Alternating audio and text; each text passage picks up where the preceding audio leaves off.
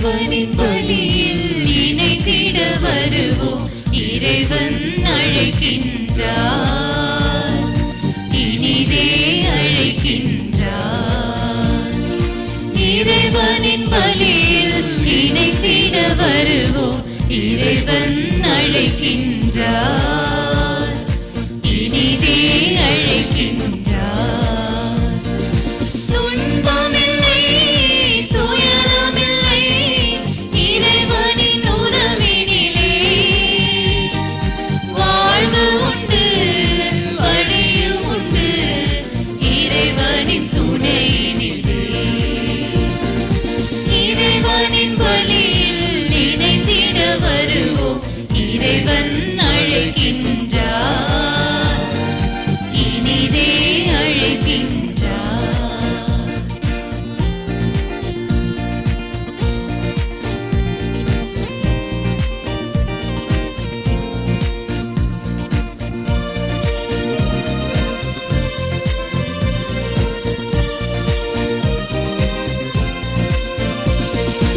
அடிமை தலையிலிருந்து அன்று முன்னோரை மீட்டதிவன், பாவத்தலையிலிருந்து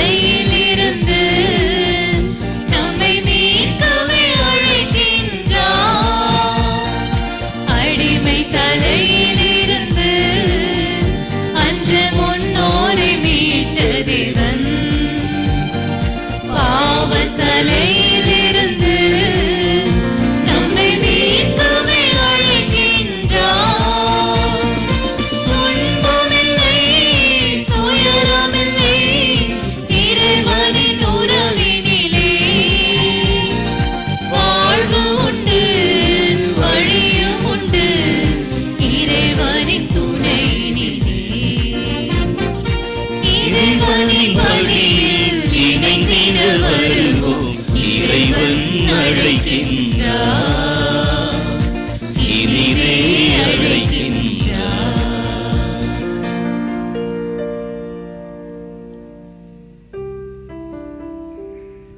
தந்தை மகன் தூய ஆவியாரின் பெயராலே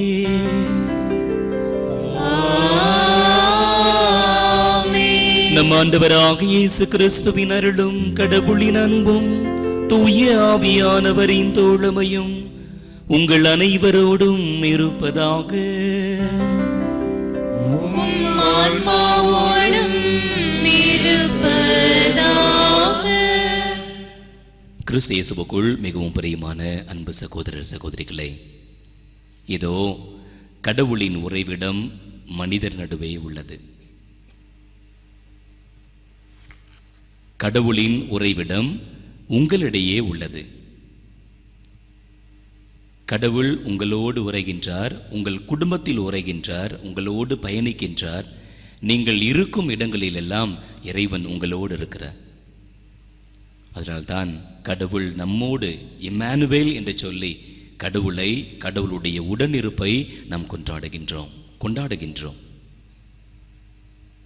ஒவ்வொரு திருப்பலியிலும் ஆண்டுடைய பிரசன்னத்தை நாம் அனுபவிக்கிறோம்.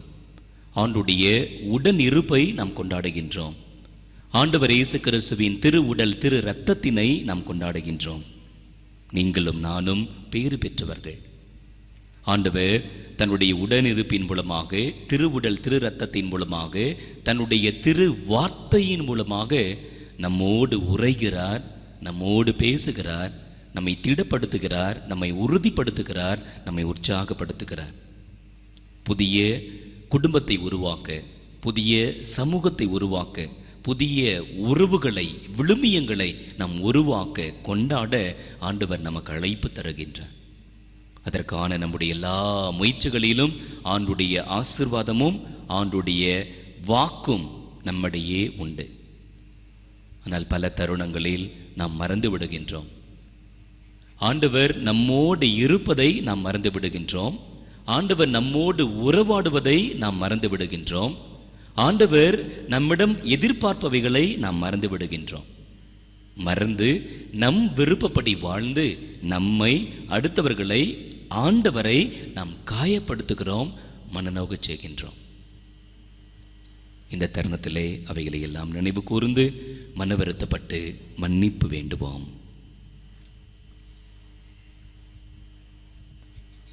எல்லாம் வல்ல இறைவனிடமும் சகோதர சகோதரிகளே உங்களிடமும் நான் பாவியை ஏற்றுக்கொள்கிறேன்.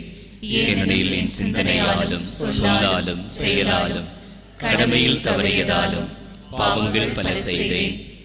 என் பாவமே, என் பாவமே, என் பெரும் பாவமே. ஆகையால் இப்பொழுதும் கன்னியான புனித மரியாதையும் வானதூதர் புனிதர் அனைவரையும் சகோதர சகோதரிகளே உங்களையும் நம் இறைவனாகிய ஆண்டவரிடம் எனக்காக வேண்டிக் கொள்ள மன்றாடுகிறேன். எல்லாம் வல்ல இறைவன் உங்கள் மீது இருக்க வைத்து உங்களுடைய பாவங்கள், பலவீனங்கள், குற்றம் குறைகள் அனைத்தையும் மன்னித்து உங்களை நிலை வாழ்வுக்கு அழைத்து செல்வாராக. ஆமென்.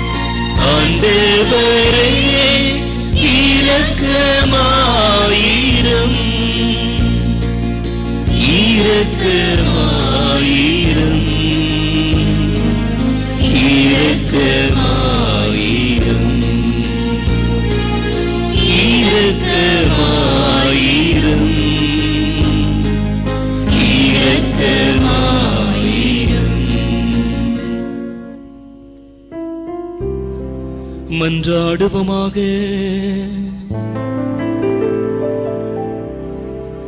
கரம் கூப்பி கண்களை மூடி உரிமையோடு ஆண்டவரிடத்திலே நாம் கேட்போம்.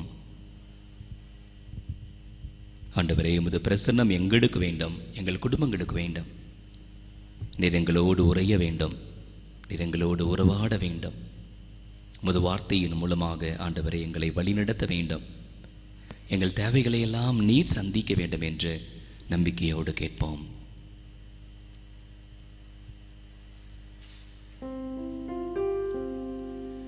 ஆண்டவரே, உம் நம்பிக்கையாளரின் விருப்பங்களை தூண்டி எழுப்ப உம்மை வேண்டுகின்றோ. அதனால் அவர்கள் புனித செயலின் பயனை மிகுந்த ஆர்வத்துடன் நாடி உமது பரிவிரக்கத்தின் பேருதவிகளை பெற்றுக்கொள்ள அருள் புரிவீராக. உம்மோடு தூயாவியானவரின் ஒன்றிப்பில் இறைவனாய் என்றென்றும் வாழ்ந்து ஆட்சி செய்கின்ற எங்கள் ஆண்டவரும் உம் திருமகனுமாகிய கிறிஸ்து வழியாக உம்மை மன்றாடுகின்றோ.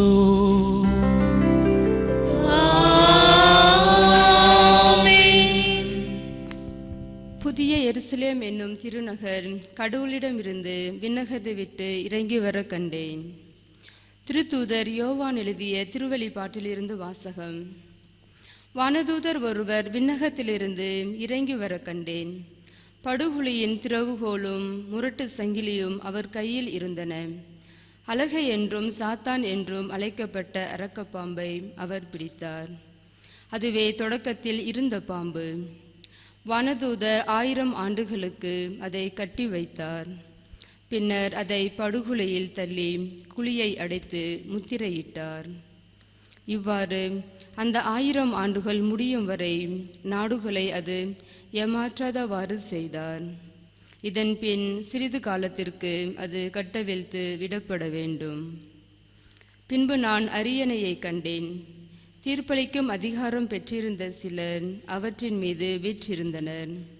கடவுளின் வாக்கை அறிவித்து இயேசுவுக்கு சான்று பகர்ந்ததற்காக தலை கொடுத்தவர்களின் ஆன்மாக்களையும் கண்டேன். அவர்கள் அந்த விலங்கையோ அதன் சிலையையோ வணங்கியதில்லை. அதற்குரிய குறியை தங்கள் நெற்றிலோ கையிலோ இட்டு கொண்டதும் இல்லை. அவர்கள் மீண்டும் உயிர் பெற்று 1000 ஆண்டுகள் கிறிஸ்துவோடு ஆட்சி புரிந்தார்கள். பின்பு பெரிய வெண்மையான ஓர் அரியணையை கண்டேன். அதில் ஒருவர் வீற்றிருந்தார். அவர் முன்னிலையில் மண்ணகமும் விண்ணகமும் இருந்த இடம் தெரியாமல் மறைந்து விட்டன. இறந்தோருள் சிறியோர் பெரியோர் ஆகிய அனைவரும் அந்த அரியணை முன் நிற்க கண்டேன். அப்பொழுது நூல்கள் திறந்து வைக்கப்பட்டன. வேறொரு நூலும் திறந்து வைக்கப்பட்டது. அது வாழ்வின் நூல். இறந்தோரின் செயல்கள் அந்நூல்களில் எழுதப்பட்டிருந்தன. அவற்றுக்கு ஏற்ப அவர்களுக்கு தீர்ப்பு வழங்கப்பட்டது. பின்னர் கடல் தன்னகத்தையே இருந்த இறந்தோரை வெளியேற்றியது. அதுபோல சாவும் பாதாளமும் தம்மகத்தே இருந்த இறந்தோரை வெளியேற்றின. அவர்கள் ஒவ்வொருவருக்கும் அவரவர் செயல்களுக்கு ஏற்ப தீர்ப்பு வழங்கப்பட்டது. சாவும் பாதாளமும் நெருப்பு ஏரியில் எரியப்பட்டன. இந்த நெருப்பே எரியே 2ஆம் சாவு. வாழ்வின் நூலில் பெயர் எழுதப்படாதோர் நெருப்பு ஏரியில் எரியப்பட்டார்கள். பின்பு நான் புதியதொரு விண்ணகத்தையும் புதியதொரு மண்ணகத்தையும் கண்டேன். முன்பு இருந்த விண்ணகமும் மண்ணகமும் மறைந்து விட்டன. கடலும் இல்லாமற் போயிற்று. அப்பொழுது புதிய எருசலேம் என்னும் திருநகர் கடவுளிடமிருந்து விண்ணகத்தை விட்டு இறங்கி வர கண்டேன். தன் மணமகனுக்காக தன்னையே அணி செய்து கொண்ட மணமகளைப் போல் அது ஆயத்தமாயிருந்தது. ஆண்டவரின் அருள்வாக்கு. இறைவா உமக்கு நன்றி. திருப்பாடல் 84. இதோ கடவுளின் உறைவிடம் மனிதர் நடுவே உள்ளது.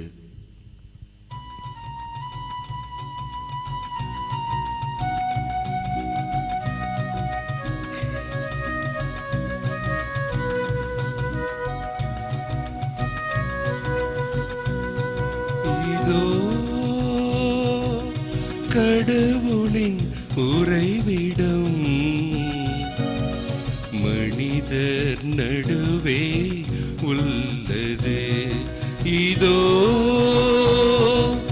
கடவுளின் உறைவிடம் மனிதர் நடுவே உள்ளது.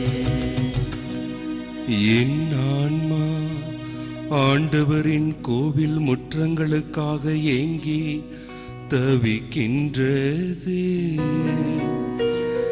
என் உள்ளமும் உடலும் என்றுமுள்ள இறைவனை மகிழ்ச்சியுடன் பாடுகின்றது.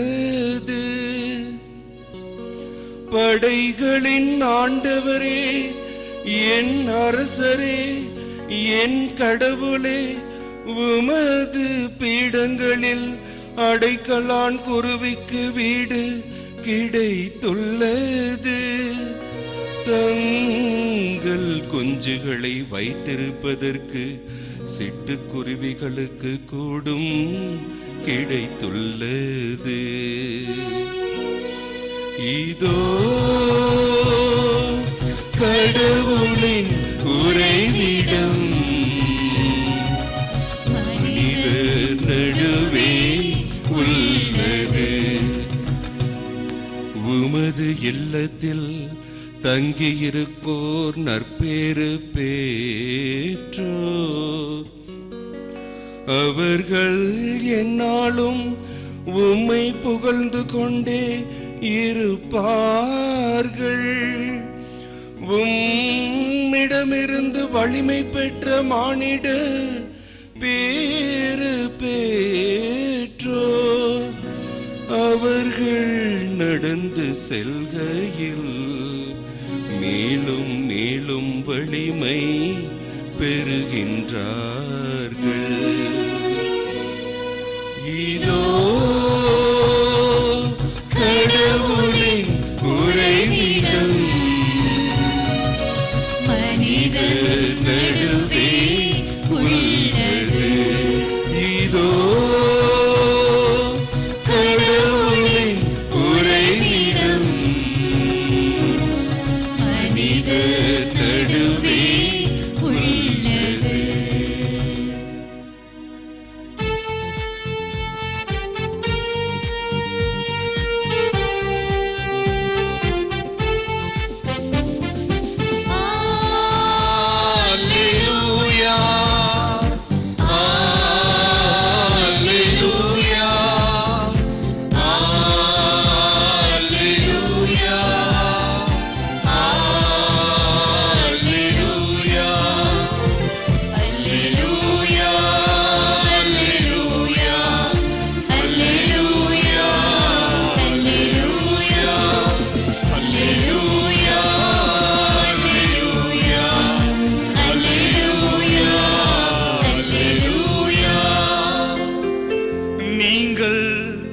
தலை நிமிர்ந்து நில்லுங்கள், ஏனெனில் உங்கள் மீட்பு நெருங்கி வருகின்றது.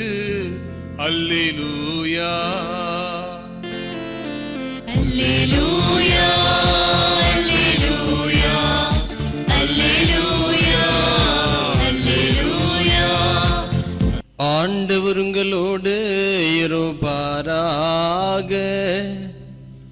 உம் ஆன்மாவோடும் இருப்பாராக.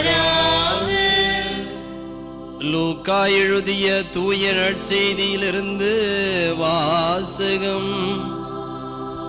ஆண்டவரே மாட்சி உமக்கே.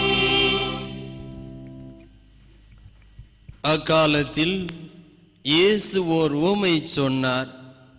அத்தி மரத்தையும் வேறு எந்த மரத்தையும் பாருங்கள். அவை தளிவிடும்போது அதை பார்க்கும் நீங்களே கோடை காலம் நெருங்கிவிட்டது என அறிந்து கொள்கிறீர்கள். அவ்வாறே இவை நிகழ்வதை காணும்போது இறையாட்சி நெருங்கி வந்துவிட்டது என்பதை நீங்கள் அறிந்து கொள்ளுங்கள். அனைத்தும் நிகழும் வரை இத்தலைமுறை ஒழிந்து போகாது என நான் உறுதியாக உங்களுக்கு சொல்கிறேன். விண்ணும் மண்ணும் ஒழிந்து போகும், ஆனால் என் வார்த்தைகள் ஒழியவே மாட்டா. ஆண்டவரின் அருள்வாக்கு. கிறிஸ்துவே உமக்கு புகழ். இறைமகன் இயேசு கிறிஸ்துவிலும் இறைவனின் தாயும் நம் ஒவ்வொருவரின் தாயுமான அன்னை மரியாளிலும் அன்புக்குரிய சகோதர சகோதரிகளே, இயேசுவின் இனிய நாமத்தில் அன்பு வாழ்த்துக்கள். மப்பும் அந்தாரமுமாய் தூறலும் சாரலுமாய் ஒரு காலம் இருக்குமே, அது மழை காலம். பச்சை பட்டுடுத்தி பார்க்கும் இடமெல்லாம் பசேல் என்ற ஒரு மந்தகாச புன்னகை போல அடர்ந்து படர்ந்து இலைகளெல்லாம் தளிர்க்குமே, அது வசந்த காலம். வீசி அடிக்கும் அலையும் ஆர்ப்பரிக்கும் கடலும் அஞ்சி நடுங்கும் மீனவரும் என்று ஒரு காலம் இருக்குமே, அது புயற்காலம். இயற்கைக்குத்தான் எத்தனை காலங்கள் உண்டு. இன்றைய நற்செய்தி கூட ஒரு காலத்தை பற்றித்தான் அது சொல்கிறது. அது இறுதி காலம்.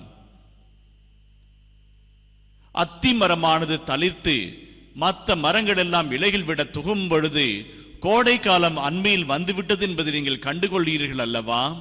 அதை போலவே நான் சொன்ன அனைத்தும் நிறைவேறுகின்ற காலத்தில் இறையாட்சி உங்களிடையே வந்துவிட்டது என்பதை உணர்ந்து கொள்ளுங்கள் என்று ஆண்டவர் அறிவுறுத்துகிறார். இன்றைக்கு வாசிக்கப்பட்ட நற்செய்திக்கு சற்று முன்பே இயேசு ஆண்டவர் எருசலேமின் அழிவு பற்றியும் நாடுகளுக்கிடையே குழப்பங்கள் உருவாவதும் போர்கள் உருவாவதும் பற்றியும் அழகாய் எடுத்து கூறுகிறார். இறுதி காலம் அண்மையில் இருக்கிறது என்பதை உணர்ந்து கொள்ளுங்கள் என்று அழைப்பு விடுக்கிறார். என் அன்புக்குரியவர்களே, இறுதி காலம் எப்பொழுது வரும், எங்கு நிகழும், எப்படி நிகழும் யாருக்கும் தெரியாது. எப்போது வரும் யாருக்கும் தெரியாது. மணுமகனுக்கு கூட தெரியாது என்று நற்செய்தியில் அறிக்கை செய்கிறோம். ஆம் அன்புக்குரியவர்களே, இறுதி காலம் எப்பொழுது வேண்டுமானாலும் வரட்டும். ஆனால் நாம் அதற்கு தயாராக இருக்கின்றோமா? நாம் இறைவனின் வார்த்தையின்படி நடக்கும் பொழுது, இறுதி காலம் வருகின்ற பொழுது அஞ்ச தேவையில்லை, நடுங்க தேவையில்லை. மாறாக இறை ஆட்சியின் பிள்ளைகளாய், இறை அரசின் பிள்ளைகளாய் நாம் ஒன்று கூடி ஆண்டுக்குள்ளாய் அக்களிப்பிலும் அகமகிலும் வெற்றி பவனியில் நடந்து செல்வோம்.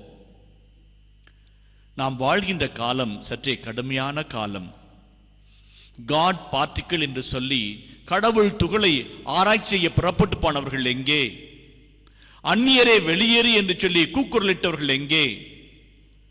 சப்த நாடியும் ஒடுங்கி போய் ஒரு ஒற்றை கிருமியினால் முடங்கி போன ஒரு கொரோனா காலகட்டத்தில் இருக்கிறோம். இன்றைக்கு வரலாற்று வல்லுநர்கள் சொல்லுகிறார்கள், உலகத்தை கொரோனாவிற்கு முன்பாக கொரோனாவிற்கு பின்பாக என்று பிரித்து பாருங்கள் என்று சொல்லுகிறார்கள். பொருளாதாரம் வெகுவாய் வீழ்ச்சி அடைந்த நிலையில் தட்டு தடுமாறிக் கொண்டிருக்கிறது.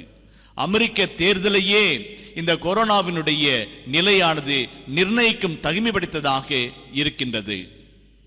இது ஒரு பக்கம் இருக்க, இன்னொரு பக்கம் உலகம் இயந்திரத்தனமாய் இயங்கிக் கொண்டிருக்கிறது. 2011ஆம் ஆண்டிலே வாங் ஷாங் என்கின்ற ஒரு சீன சகோதரனை பற்றிய வீடியோவானது வைரலாக பரவியது. அவன் செய்த காரியம் அத்தனை பேரையும் புருவத்தை உயர வைக்க வைத்தது. என்ன செய்தான்?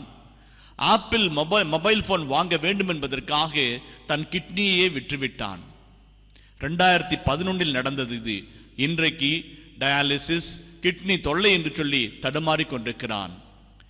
இயந்திரங்களை நாம் பயன்படுத்திய நாட்கள் போக இயந்திரங்கள் நம்மை இயக்கி வைக்கின்ற ஒரு காலகட்டத்திற்குள்ளாக வந்து நின்று கொண்டிருக்கிறோம். எங்கள் குட்டி ஜூடியை பார்த்து ஒரு முறை கேட்டேன், குட்டிம்மா நீ பெரியவளான பிற்பாடு என்னவாவ என்று கேட்டேன். அவள் என்னை உற்று பார்த்தாள். நான் ஆசையோடு அவளை பார்த்தேன். ஒரு டாக்டராக போவேன், ஒரு இன்ஜினியராக போவேன், ஒரு கலெக்டராக வருவேன், ஏதாவது சொல்லுவா, சந்தோஷப்படலான்னு ஆசையாக பார்த்தேன். பெரியப்பா நான் பெரியவளான பிற்பாடு டிவியா மாறிடுவேன் என்று சொன்னாள். அட மண்டு, டிவியா மாறுறியா என்று கேட்ட பொழுது அவள் அழகாய் சொன்னாள். அந்த கள்ளங்கபடில்லாத உள்ளம் சொன்ன வார்த்தை சற்றே என்னை துணுக்குற வைத்தது. அப்போ தான் எல்லாரும் என்னையே பார்த்துக்கிட்டு இருப்பாங்க. ஆம், வீட்டிலே அம்மா அப்பா என்று எல்லாரும் டிவியே பார்த்து கொண்டிருப்பதனால் அந்த குட்டி பிள்ளை கூட பெரியவரான பிறகு டிவியாக மாற வேண்டும் என்கின்ற ஒரு எண்ணம் உயர்ந்து நிற்கிறது. அன்புக்குரியவர்களே, இயந்திர கதையிலும் வியாதி உலகத்திலும் தட்டு தடுமாறி கொண்டிருக்கிற இந்த நாட்களில் இறுதி காலத்தை பற்றிய சிந்தனையை திருச்சபை நம்மை நினைத்து பார்க்க வைக்கிறது. ஆம், இன்னும் 2 நாட்களில் நாம் திருவருகை காலத்தை ஆரம்பிக்க இருக்கிறோம். ஆண்டவரின் வருகைக்காக அண்மை கால வருகை, தொலைதூர வருகை என்ற 2 வருகைக்காகவும் நம்மை தயாரிக்க 4 வார தயாரிப்புக்குள்ளாக நுழைய இருக்கின்றோம். இந்த நாட்களிலே நம்மை வழியன்படுத்துவது, நம்மை செழுமைப்படுத்துவது, நம்மை உயர்த்தி பிடிப்பது எது? இறை வார்த்தை. விண்ணும் மண்ணும் அழிந்து போகும், என் வார்த்தைகளோ ஒருபோதும் அழிந்து போகாது என்று ஆண்டவர் வாக்குறுதி கொடுக்கின்றார். இறை வார்த்தையை பற்றி கொண்டு வாழ்கிற ஒவ்வொரு சகோதரனும் சகோதரியும் பாறையின் மீது தன் வீட்டை கட்டிக்கொண்ட அறிவாளிக்கு ஒப்பாவார் என்று வேத வசனம் சொல்லுகிறது. ஆம், மணல் மீது வீட்டை கட்டிக்கொண்ட மூடர் அவர்கள் இறை வார்த்தை கேட்டு அதன்படி நடக்காதவர்கள் என்றும் அது சொல்லுகிறது. இறை வார்த்தையின்படி, இறை வார்த்தையின் என்னும் பாறையின் மீது நம் வீட்டை கட்டிக்கொள்ள அழைக்கப்படுகிறோம். இறை வார்த்தை 4 விதங்களில் நம் வாழ்வில் பயனாய் மாறுகிறது. இறை வார்த்தை விதையாகிறது. ஆம், விண்ணிலிருந்து புறப்பட்டு வருகின்ற மழையும் பனியும் மண்ணிலே புகுந்து விதையை முளைப்பிக்க செய்து விதைத்தவனுக்கு விதையும் அறுக்கிறவனுக்கு அறுவடையும் தருகிறது போல என் வார்த்தை உங்களிலே இருக்கும், ஒருபோதும் அது பயனில்லாது திரும்பி வராது என்று ஆண்டவர் அறுதியிட்டு சொல்லுகிறார். ஏசாயா 55:10-11 இறை வார்த்தைகளிலே இறை வார்த்தை மழையைப் போல பனியைப் போல மனதை குளிர்விக்கக்கூடிய உன்னதமான ஒன்று. அன்றாட வாழ்க்கையிலே வறண்டு போய் தவித்து போய் கிடக்கிறோம். எடுப்பார் பைக்கில் பிள்ளையாய் அல்லாடி கொண்டிருக்கிற இந்த நாட்களிலே இறை வார்த்தை நம்மை புது படைப்பாய் மாற்றும். நமக்குள்ளாய் உந்து சக்தியை, உயிர் சக்தியை தந்து நம்மை பிழைப்பிக்க செய்து புதைக்கப்பட்ட விதையை மறுபடியும் விதைக்கப்பட்ட விதையை மாற்ற வைத்து உயிர் கொடுக்க வல்லதாய் இறை வார்த்தை இருக்கிறது. எனக்கு தெரிந்த சகோதரர் ஒருவர் இருக்கிறார். 21 வயதிலே அவர் தன் 2 கால்களையும் இழந்து போனார் விபத்திலே. ஆனாலும் அவரை யாராலும் முடக்கி போட முடியவில்லை. ஒவ்வொரு முறையும் திருப்பலிக்கு சக்கர நாட்களில் தவறாது வருவார். இறை வார்த்தையை வாஞ்சையோடு கேட்பார். அவரை பார்க்கின்ற பொழுதெல்லாம் முகத்திலே ஒரு மந்தகாச புன்னகை இருக்கும். சிரித்த முகத்தோடு இருப்பார். பார்க்கின்ற எவரையும் பற்றி கொள்கிற நம்பிக்கை விதைப்பார். உற்சாகமூட்டும் வார்த்தைகளை பேசுவார். நான் ஒரு முறை கேட்டேன், அண்ணா எப்படிங்கண்ணா இவ்வளோ பவர்ஃபுல்லாக இவ்வளோ இன்ஃப்ளூன்ஷுவலாக இருக்கிறீங்க, உங்களுடைய லிமிட்டேஷனை தாண்டி இவ்வளோ வல்லமையாக இருக்கிறீங்களே என்று கேட்ட பொழுது அவர் அழகாய் சொல்லுவார், ஃபாதர் ஒவ்வொரு நாளும் பூசைக்கு போகும்போது நான் இறை வார்த்தையை வாஞ்சியோடு கேட்பேன். இன்னைக்கு today what the Lord is telling me, இன்றைக்கு ஆண்டவர் எனக்கு என்ன சொல்றாரு நான் கவனிச்சு பார்ப்பேன். அந்த வார்த்தையை வாழ்வா மாற்றுறதுக்கு முயற்சி செய்வேன். அதுதான் என்னுடைய மகிழ்ச்சியினுடைய, என் உற்சாகத்தினுடைய, என் உத்வேகத்தினுடைய காரணம் என்று அழகாய் சிரித்தபடி சொன்னார். ஆம் அன்புக்குர்களே, ஒவ்வொரு நாளும் ஆண்டவர் பேசுகிறார். Every day he tax to us. 1 Samuel 3ஆம் அதிகாரம் 10ஆம் வசனத்தில் சொல்லப்பட்டிருக்கிறது போல, ஆண்டவரே பேசும், அடியான் கேட்கிறேன் என்று சொல்லி நம்மை நாமே தாழ்த்தி ஒப்பு கொடுக்கின்ற பொழுது இறை வார்த்தையின் பயனானது நமக்குள்ளாய் வெளிச்சமாயும் விதையாகவும் மாறுகிறது. இரண்டாவது, இறை வார்த்தை விளக்காய் மாறுகிறது. பல சமயங்களில் அடுக்கடுக்காய் தொல்லைகள், தொடர்ந்து வருகின்ற துன்பங்கள், தொடர்ந்து வருகிற தோல்விகள் நம்மை சரித்து விடுகிற, நம்மை தள்ளாட வைக்கிற, நம்மை அல்லாட வைக்கிற சூழ்நிலைகளிலும் நெருக்கடிகளும் தவித்து போயிருக்கிறோம். யாராவது உதவ மாட்டார்களா, எந்த வகையிலாவது மேல் வர வேண்டாமா, வரமாட்டோமா என்கின்ற தவிப்பும் துடிப்பும் நமக்குள்ளாய் இருக்கும். இருள் சூழ்ந்த பள்ளத்தாக்கில் நடந்தாலும் ஒருபோதும் அஞ்ச மாட்டேன் என்று சங்கீதக்காரன் சொல்கிறதை போல, இறை வார்த்தையை பற்றி கொண்டு நடக்கிறவர்கள் தங்கள் காலடிக்கு வெளிச்சமாய் இறை வார்த்தையை கண்டுகொள்வார்கள். இறை வார்த்தை காலடிக்கு வெளிச்சமாய் மாறுகிறது. திருப்பாடல் 119 105ஆம் வசனம் அழகாய் இப்படியாய் சொல்கிறது, ஆண்டவரே உம் வார்த்தை என் காலடிக்கு விளக்காய் இருக்கிறது. ஆம் அன்புக்குரியவர்களே, எகிப்திலே அவர்கள் பாலைவனத்தில் நடந்த பொழுது இறை வார்த்தை அவர்களுக்கு நெருப்பு தூணாய் இரவிலே வெளிச்சம் காட்டியது. தொடக்க கால கிறிஸ்தவர்கள் கூட சட்ட நூட்களை இரவிலே விளக்கின் வெளிச்சத்திலே வாசித்தார்கள். ஆகவே தான் அவர்கள் அழகாய் சொன்னார்கள், நான் நடக்க வேண்டிய பாதைக்கு வெளிச்சமும் அதுவே என்று சொல்வார்கள்.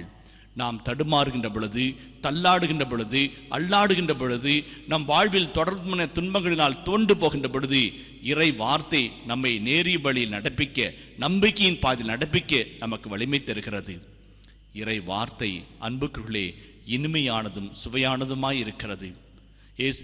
எரேமியா இறைவாக்கு புத்தகத்திலே, ஆண்டவரே உம்முடைய வார்த்தைகளை நான் உட்கொண்டேன், அவை தேனா என் நாவில் இனித்தது என்று சொல்லி இறைவாக்கின் அழகாய் பாடுகிறார். ஆம், ஆண்டவரின் வார்த்தை தேனினும் இனியது, துளி தேனினும் இனியது என்று சங்கீதக்காரன் வாழ்த்து சொல்லி பாடுகிறான். இறை வார்த்தை இனிமையானது, கேட்போரின் செவிகள் இனிமையானவை, அதை நடப்பிக்கிறவரின் வாழ்க்கை இனிமையானவை. ஆம் அன்புக்குரியவர்களே, இறை வார்த்தை இனிமையான ஒன்று. நாம் கேட்பதற்கும் வாழ்வதற்கும் வாழ்ந்து காட்டுவதற்கும் சவால்களை சந்திப்பதற்கும் சவால்களை தாண்டி சாதனைகளை புரிவதற்கும் இறை வார்த்தை நமக்கு துணையாய் இருக்கிறது. இறை வார்த்தையை வாஞ்சையோடு வாசிப்போம். ஒவ்வொரு நாளும் இறை வார்த்தையை தேடி தேடி வாசிப்போம். தொடக்க காலத்திலே கிறிஸ்தவர்கள் சித்திரவதைக்கு உள்ளான பொழுது, எங்களை எரித்து விடுங்கள், இறை வார்த்தையை, இறை தோல் சுருளை எரிக்காதீர்கள் என்று சொல்லி தங்களையே பயணம் வைத்தார்கள். அந்த அளவிற்கு இறை வார்த்தையின் மேல் மட்டும் மதிப்பும் மரியாதையும் கொண்டிருந்தார்கள். இறை வார்த்தையை வாஞ்சியோடு நாம் ஒவ்வொரு நாளும் வாசிப்போம். எங்களுக்கு தெரிந்த ஒரு பேராசிரியர் இருந்தார், அலோசியஸ் சேவியர் என்று சொல்லி, புகழ்பெற்ற விவிலிய வல்லுனர். அவர் ஒரு முறை எங்களுக்கு உரையாற்ற பொழுது இப்படி சொன்னார், நான் வாழ்ந்த 42 ஆண்டு ஆசிரிய பணியிலே ஒரு நாளும் விவிலியத்தை வாசிக்காமல் நான் அந்த நாளை துவங்கியதே கிடையாது. 42 ஆண்டுகளாக விவிலியம் போதிக்கிறேன். அதை போதிப்பதற்கு முன்பாக ஒவ்வொரு நாளும் எவ்ரிடே 3 chapters 3 அதிகாரங்களை நான் வாசிக்காமல் அந்த நாளை தொடங்குவது கிடையாது என்று சொல்லி அழகாய் முழக்கமிட்டார். எவ்வளவு நேர்த்தியான ஒரு வார்த்தை பாருங்கள். இறை வார்த்தையை வாஞ்சியோடு வாசிக்க நமக்குள்ளாய் ஒரு தாகம் வேண்டும். கலைமான் நீரோடைய ஆர்வமாய் தேடுகிறதை போல, வறண்ட நிலம் மழைக்காய் காத்திருக்கிறதை போல, சாம காவலன் விடியலுக்காய் காத்திருக்கிறதை போல, இறை வார்த்தைக்காக காத்திருக்கிற ஒரு வாஞ்சைக்குரிய உள்ளம் நமக்குள்ளாய் இருந்தால், சாமுவேலை போல நாம் அழகாய் சொல்வோம், ஆண்டவரே பேசும், அடியான் கேட்கிறேன் என்று சொல்லி. இரண்டாவது அன்புக்குள்ளே, இறை வார்த்தையை வாசித்தால் மட்டும் போதாது, அதை வாழ்வாக்க வேண்டும். ஒவ்வொரு நாளும் விபிலியத்திலே எத்தனையோ வாக்குறுதிகள் இருக்கிறது, எத்தனையோ வாக்குறுதி இருக்கிறது. ஏதாவது ஒரு வாக்குறுதியை பற்றி கொண்டு அந்த நாள் முழுக்க அந்த இறை வார்த்தை திரும்ப திரும்ப சொல்லி அதை மனனம் செய்து திரும்ப சொல்லி அதை வாழ்வாய் மாற்ற நமக்குள்ளாய் திராணி வேண்டும். ஆண்டுக்குள்ளாய் மண்டாடுவோம். ஆண்டவரே, விண்ணும் மண்ணும் அழிந்து போகும், என் வார்த்தைகளோ ஒருபோதும் அழியாது என்று சொன்னீரே சுவாமி. வாழ்வதரும் வார்த்தைகள் உம்மிடம் தானே உள்ளன, யாரிடம் செல்வோம் இறைவா என்று சொல்லி பேதுரு சொன்னாரே, அதை போல உம்முடைய வார்த்தைகளை பற்றி கொண்டு வாழ, உம்முடைய வார்த்தைகளை வாஞ்சியோடு வாசிக்க, உம்முடைய வார்த்தைகளை வாழ்வாய் மாற்றிக்கொள்ள எங்களுக்கு அருள் தாரும் என்று சொல்லி தொடர்கின்ற திருப்பலியில் மன்றாடுவோம்.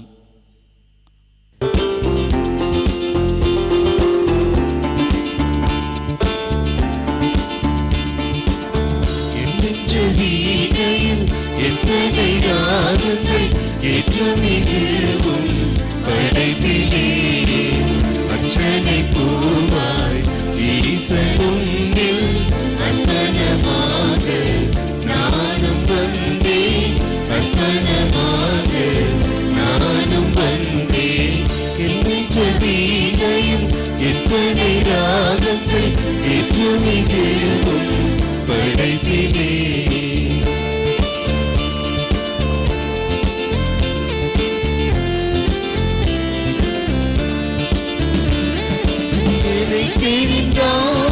கருவினிலே அணைத்துக் கொண்டாய் அன்பினிலே, கனையறியும் கரணியெல்லாம் தன் கருத்தல் தாங்கிக் கொண்டான். எங்கள் தேவனோடு நான் என்றும் நானும் வாழத்தான். அர்ச்சனை பூவாய் ஈசனும் அர்ப்பணமாக நானும் வந்தேன், அர்ப்பணமாக நானும் வந்தேன்.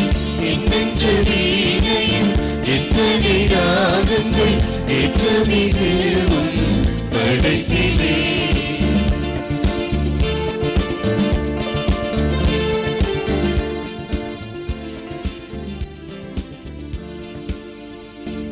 அன்பார்ந்தவர்களே, நாம் அனைவருமாக இணைந்து வார்த்தை நமக்குள் வாழ்வாகி வாழ்வை கொடுத்து வெளிச்சத்தை கொடுத்து வார்த்தையின் வழியாக நாம் வளம் பெற அருள் வேண்டி ஒப்புக் கொடுக்கிற இந்த திருப்பலி எல்லாம் வல்ல தந்தையாக இறைவனுக்கு ஏற்றதாகும்படி மன்றாடுங்கள். ஆண்டவர் தமது பெயரின் புகழ்ச்சிக்காகவும் ஆட்சிக்காகவும் நமது நன்மைக்காகவும் புனித திரு அவை அனைத்து நலனுக்காகவும் உமது கையிலிருந்து இப்பலியை ஏற்றுக்கொள்வாராக. ஆண்டவரே, உமது பெயரின் மாட்சிக்கு ஒப்பு கொடுக்குமாறு நீரளித்த புனித கொடைகளை ஏற்றுக்கொள்ளும்.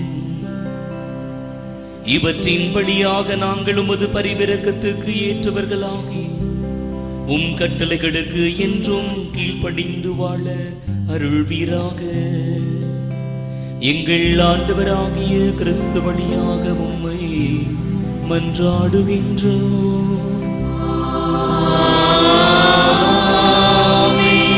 ஆண்டவர் உங்களோடு இருப்பாராக.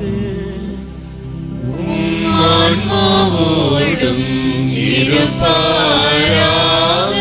இதயங்களை மேலே எழுப்புங்கள். ஆண்டவரிடம் எழுப்பியுள்ளோம். நம் இறைவனாகிய ஆண்டவருக்கு நன்றி கூறுவோம். அது தகுதியும் ஆண்டவரே, தூயவரான தந்தையே, என்றும் உள்ள எல்லாம் வல்ல இறைவா,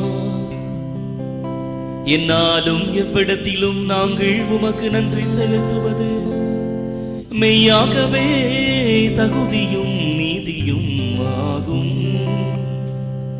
எங்கள் கடமையும் மீட்புக்குரிய செயலுமாகும். நாங்கள் வாழ்வதும் இயங்குவதும் இருப்பதும் உம்மிலேதான். இந்த உடலோடு வாழ்கையில் உமது பரிவிரக்கத்தின் பயன்களை மட்டுமே நாங்கள் நாள்தோறும் அனுபவிப்பதோடு அன்றி இப்பொழுதே நிலை வாழ்வின் பிணையையும் கொண்டுள்ளோம். ஏனெனில் உம் ஆவியாரின் முதற்கனிகளை பெற்றுள்ள நாங்கள் பாஸ்கா மறை நிகழ்வின் பயன் எங்களுக்கு என்றும் உண்டு என நம்புகின்றோம். அந்த ஆவியார் வழியாகவே நீரே சுவை சாவி நின்று உயிர் தெளச் செய்தே.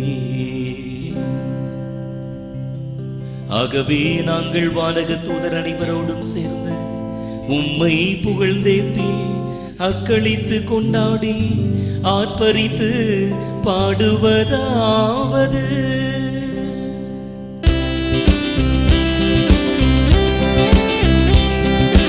தூயவர் தூயவர் தூயவர் வான்படைகளின் கடவுளமானவர்.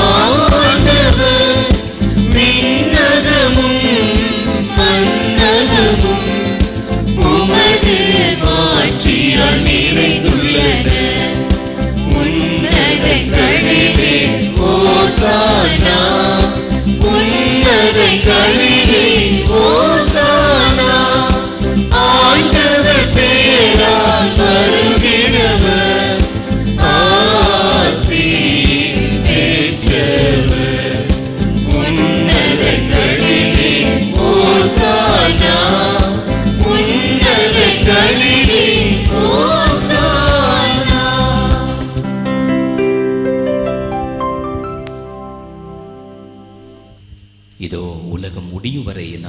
உங்களோடு இருக்கிறேன், இருப்பேன் என்று சொன்ன ஆண்டவர் தன்னுடைய திரு உடலையும் திரு ரத்தத்தையும் நமக்கு உணவாக பானமாக தருகின்ற அதிசயம் நம் கண் முன்பாய் நடைபெறுகின்றது. ஆண்டவரே, முது வாக்கு தத்தத்தின்படி எங்களை நடத்தும். முது வாக்கு தத்தத்தின்படி என்னை, என்னுடைய குடும்பத்தை, ஆண்டவரே, இந்த உலகத்தில் இருக்கின்ற ஒவ்வொருவரையும் நீர் ஆசீர்வதியும். உமது வார்த்தையினால் நாங்கள் வளம் பெற ஆண்டவரே எங்களுக்கு கிருபை செய்யும் என்று சொல்லி உருக்குமாய் நம்மை ஒப்புக் கொடுத்து ஜெபிப்போம். ஆண்டவரே, நீர் மெய்யாகவே தூயவர், உம்முடைய படைப்புகள் எல்லாம் உம்மை புகழ்வது தகுமே. ஏனெனிலும் திருமகனாகிய எங்கள் ஆண்டவர் இயேசு கிறிஸ்து வழியாக தூய ஆவியாரின் செயலாற்றலால் அனைத்தையும் உய்வித்து தூய்மைப்படுத்துகின்றேன். கதிரவன் தோன்றி மறையும் வரை உமது பெயருக்கு தூய காணிக்கை ஒப்புக் கொடுக்குமாறு உமக்கென மக்களை இடையராது ஒன்று சேர்த்து வருகின்றேன். எனவே ஆண்டவரே, உமக்கு அர்ப்பணிக்க நாங்கள் கொண்டு வந்துள்ள காணிக்கைகளை அதே ஆவியால் தூய்மைப்படுத்த உம்மை தாழ்மையுடன் மன்றாடுகின்றோம். இவ்வாறும் திருமகனாகிய எங்கள் ஆண்டவர் இயேசு கிறிஸ்துவின் உடலாகவும் இரத்தமாகவும் இவை மாறுபனவாக அவர் பணித்தவாறே இம்மறை நிகழ்வுகளை கொண்டாடுகின்றோம். ஏனெனில் அவர் காட்டிக் கொடுக்கப்பட்ட இரவில் அப்பத்தை எடுத்து உமக்கு நன்றி செலுத்தி ஆசி வழங்கி அதை பிட்டு தம் சீடர்களுக்கு அளித்து அவர் கூறியதாவது: அனைவரும் இதிலிருந்து பெற்று உண்ணுங்கள், ஏனெனில் இது உங்களுக்காக கையளிக்கப்படும் என் உடல்.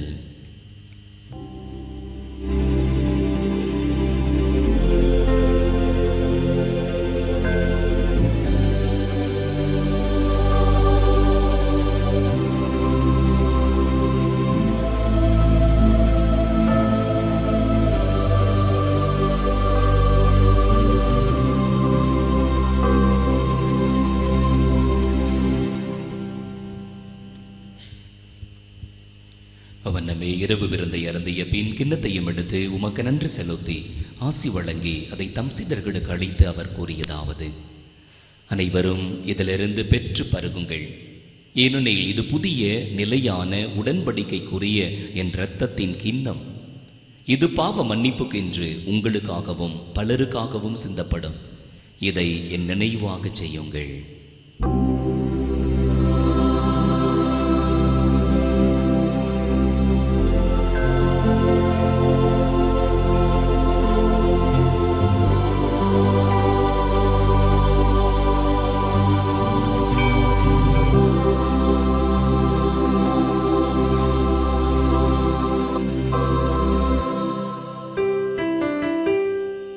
நம்பிக்கையின் மறைபொருள். ஆண்டவரே, நீர் பெருமளவும் உமது இறப்பினை அறிக்கையிடுகின்றோம், உமது உயிர்ப்பினையும் எடுத்துரைக்கின்றோம். ஆகவே ஆண்டவரே, உம் திருமகனின் மீட்பளிக்கும் பாடுகளையும் வியப்புக்குரிய உயிர்ப்பையும் விண்ணேற்றத்தையும் நாங்கள் நினைவு கூறுகின்றோம். இவர் மீண்டும் வருவார் என எதிர்பார்த்திருக்கும் நாங்கள் இப்புனிதமான உயிருள்ள பலியை நன்றி செலுத்தி உமக்கு ஒப்புக் கொடுக்கின்றோம். உம் திரு அவையின் காணிக்கையை கண்ணோக்கி ஏறிட உம்மை மன்றாடுகின்றோம். இப்பள்ளியினால் நீர் உளம் கண்ணிய திருவுளமானே, இவ்வாறு உம்முடைய திருமகனின் திரு உடல் திரு இரத்தத்தால் ஊட்டம் பெறும் நாங்கள் அவருடைய தூய ஆவியால் நிரப்ப பெற்று கிறிஸ்துவுக்குள் ஒரே உடலும் ஒரே உள்ளமும் உடையவராக விளங்கச் செய்வீராக. இவரே எங்களை உமக்கு என்றும் காணிக்கையாக்குவாராக. இவ்வாறு உம்மால் தேர்ந்து கொள்ளப்பட்டவர்களோடு முதலாக புனிதமிக்க கன்னியும் கடவுளின் தாயுமான மரியா, அவருடைய கணவரான புனித யோசேப்பு, புனித திருத்தூதர்கள், மாட்சிமிகு மறை சாட்சியர், எங்கள் பாதுகாவலராகிய புனித சுசியப்பர் மற்றும் புனிதர்கள் அனைவரோடும் நாங்கள் உரிமை பேற்றுக்கு தகுதியுடையோர் ஆவோமாக. இவர்களின் வேண்டுதலால் நாங்கள் என்றும் உமது உதவியை பெறுவோம் என உறுதியோடு இருக்கின்றோம். ஆண்டவரே, எங்களை உம்மோடு ஒப்புரவாக்கும் இப்பலி உலகுக்கெல்லாம் அமைதியும் மீட்பும் தர வேண்டும் என மன்றாடுகின்றோம்.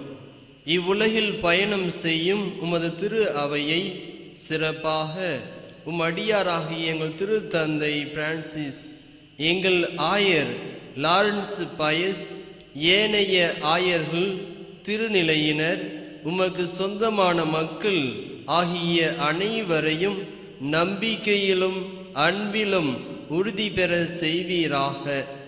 நீர் விரும்பியபடி திருமுன் நிற்கின்ற இக்குடும்பத்தின் வேண்டல்களுக்கு கனிவுடன் செவி சாய்த்தருளும்.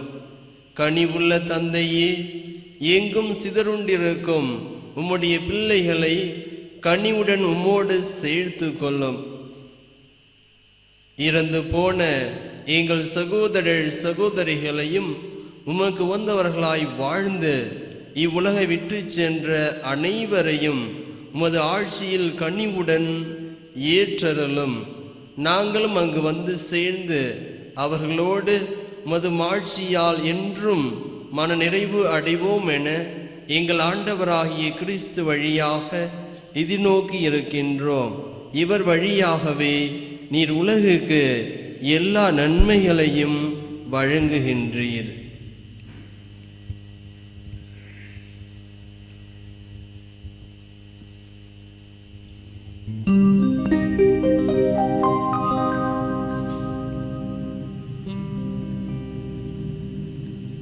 இவர் வழியாக இவரோடு இவரில் எல்லாம் வல்ல இறைவனாகிய தந்தையே, தூய ஆவியானவரின் ஒன்றைப்பு எல்லா புகழும் மாட்சியும் என்றென்றும் உமக்கு உரியதே.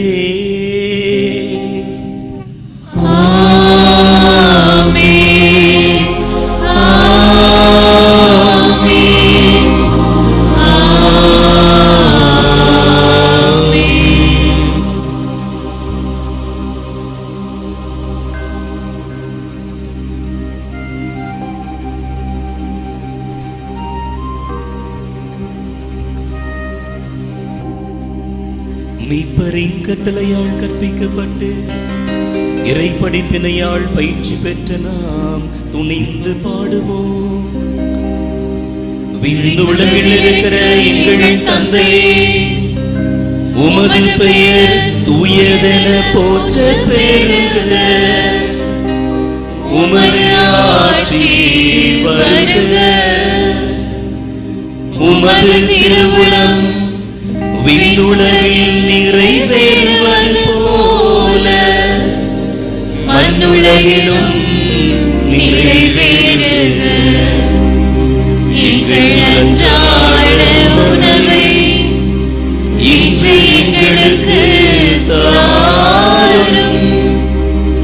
எங்களுக்கு எதிராக குற்றம் செய்தோரை நாங்கள் மன்னிப்பது போல எங்கள் குற்றங்களை மன்னியும். எங்களை சோதனைக்கு உட்படுத்தாதேயும், தீமையிலிருந்து எங்களை விடுவித்தருளும். ஆண்டவரே, தீமை அனைத்திலும் இருந்தும் எங்களை விடுவித்து எங்கள் வாழ்நாளில் அமைதியை கனிவுடன் அருள உம்மை மன்றாடுகின்றோம். உமது இரக்கத்தின் உதவியால் நாங்கள் பாவத்தில் இருந்து எப்போதும் விடுதலை பெற்று யாதொரு கலக்கமும் இன்றி நலமாயிருப்போமாக. நாங்கள் எதிர்நோக்கி இருக்கும் பேரின்பத்திற்காகவும் எம் மீட்பராகிய இயேசு கிறிஸ்துவின் வருகைக்காகவும் காத்திருக்கின்றோம். ஆட்சியும் வல்லமையும் மாட்சியும் என்றென்றும் உமதே. ஆண்டவரே இயேசு கிறிஸ்துவே, அமைதியை உங்களுக்கு விட்டு செல்கிறேன், என் அமைதியையே உங்களுக்கு அளிக்கிறேன் என்று திருத்தூதர்களுக்கு மொழிந்தீரேன்.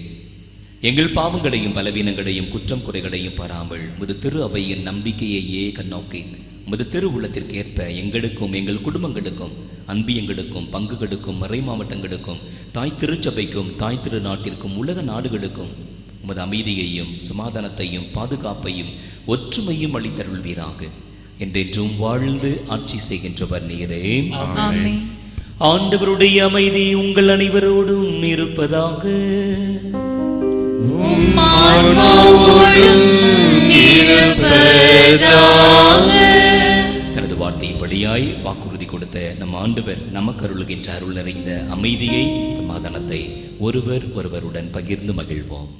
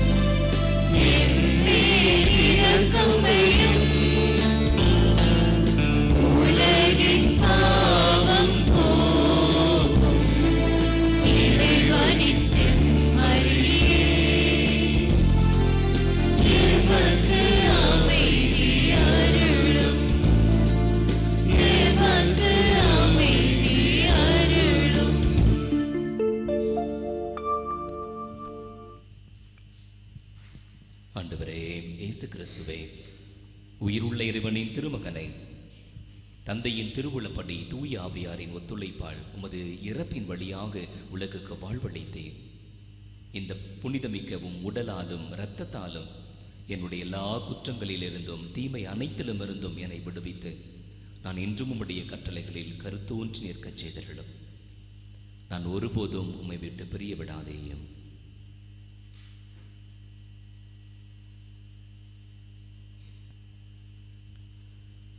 இதோ இறைவனின் செம்மறி, உலகின் பாவங்களை போக்குகின்றவர். விண்ணும் மண்ணும் ஒளிந்து போம், என் வார்த்தைகளோ ஒளிய மாட்டா என்று சொல்லி வாக்கு கொடுத்தவர். தனது வார்த்தையின் வழியாய் அவரது திரு உடலையும் திரு இரத்தத்தையும் அவருடைய உடன் இருப்பையும் நமக்கு தருகின்றவர். இவர் வார்த்தையிலே வாழ்ந்து வளம் பெற தனது உடலையும் இரத்தத்தையும் நமக்கு உணவாக பானமாக கொடுத்து நம்மை பலப்படுத்துகின்றவர். இவர் தரும் இந்த திரு விருந்திற்கு அழைக்கப்பட்டுள்ள நாம் ஒவ்வொருவரும் பேறு பெற்றவர்கள். ஆண்டவரே, நீர் என் இல்லத்தில் எழுந்தருள நான் தகுதியற்றவன். ஆனால் ஒரு வார்த்தை மட்டும் சொல்லிரலும், எனது ஆன்மா நலமடையும்.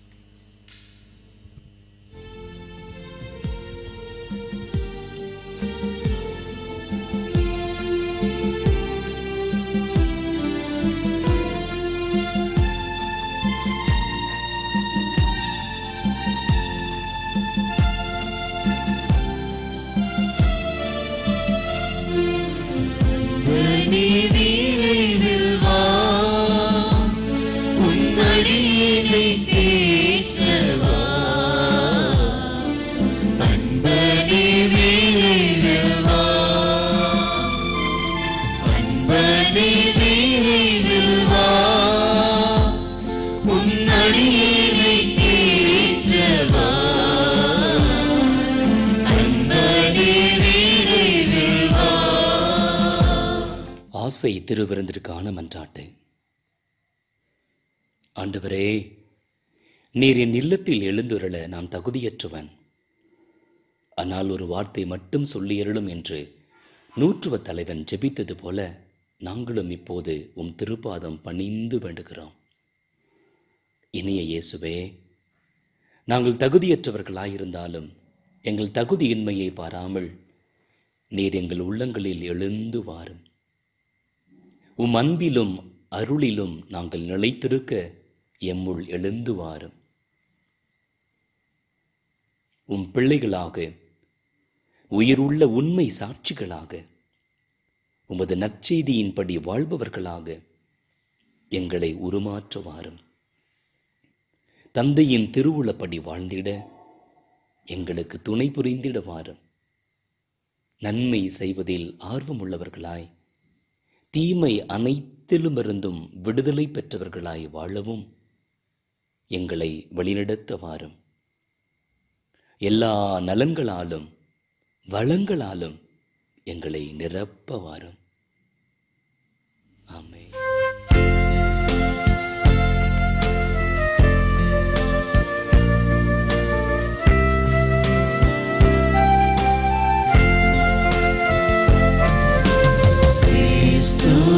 ஆத்மமே என்னை அச்சியும், கிறிஸ்துவின் வேகமே என்னை ரட்சியும், கிறிஸ்துவின் இரத்தமே என்னை தூய்ப்பியும், திருவிழா தீர்த்தமே என்னை புதுப்பியும், கிறிஸ்துவின் பாடுகள் என்னை தேற்றிட, அருள் நீரை இயேசுவே என்னை தேற்றிடும், அரிய காயங்களுள் என்னை வைத்திடும், பிரிந்திடா வண்ணமாய் என்றும் கட்டிடும், ஒரு சத்ருவிடம் நின்றே காத்திடும், மரண வேளைகளில் என்னை கூப்பிடும்,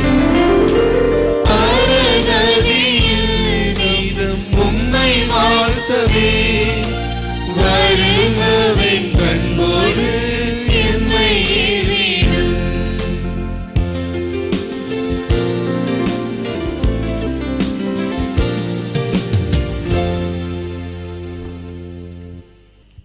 ஆண்டவரே, முது வார்த்தைக்காய் நன்றி செலுத்துகிறோம். முது வாக்கு தத்தத்திற்காய் நன்றி செலுத்துகிறோம். உமது உரை விடத்திற்காய் நன்றி செலுத்துகிறோம். உமது உடன் இருப்பிற்காய் நன்றி செலுத்துகிறோம். ஆண்டவரே, உமது வாக்கு எங்கள் வாழ்க்கைக்கு வளமாகட்டும், வெளிச்சமாகட்டும், வாழ்வாகட்டும். உமது வார்த்தையை நாங்கள் வாசித்து வாசித்து ஆண்டவரே, உமது வார்த்தையை நம்பி நம்பி ஆண்டவரே, உமது வாக்கு தத்தங்களை எல்லாம் சொந்தமாக்கி ஆசீர்வாதத்திற்கு மேல் ஆசீர்வாதத்தை பெற்றுக்கொள்ள நீர் எங்களுக்கு கிருபை செய்யும்.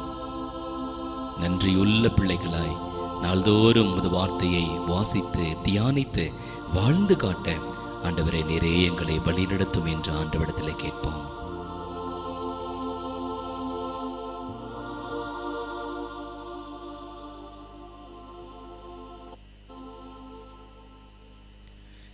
நன்றியோடு மன்றாடுவோமாக.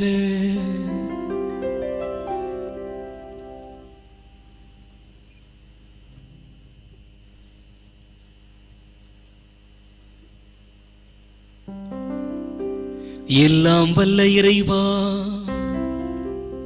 இப்புனித விருந்தில் நாங்கள் பங்கு பெற்று மகிழ செய்கின்றே. அதனால் நாங்கள் உம்மிடமிருந்து ஒருபோதும் பிரியாதிருக்க அருள் புரிவீராக. எங்கள் ஆண்டவராகிய கிறிஸ்து வழியாக உம்மை மன்றாடுகின்றோம்.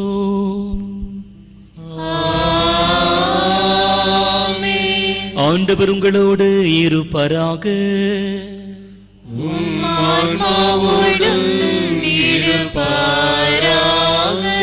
எல்லாம் வல்ல இறைவன் தந்தை மகன் தூய ஆவியானவர் உங்களை ஆசீர்வதிப்பாராக.